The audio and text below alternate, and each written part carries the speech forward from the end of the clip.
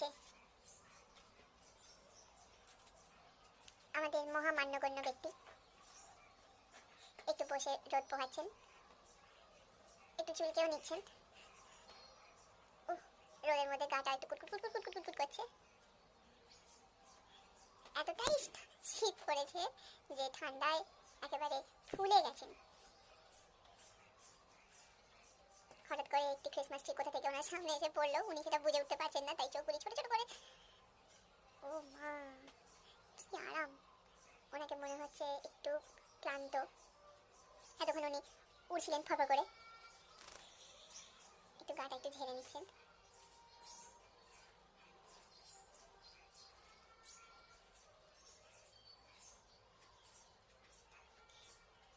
শীতের সকালের রোদ বেশ একটু ভালোই লাগছে।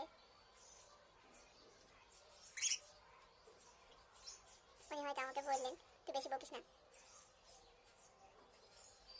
একটু ভালো করে চুলকে নিয়ে। বাবা একটু ভয়ে ভয়েও আছেন, ওনাকে কেউ ধরছে কিনা।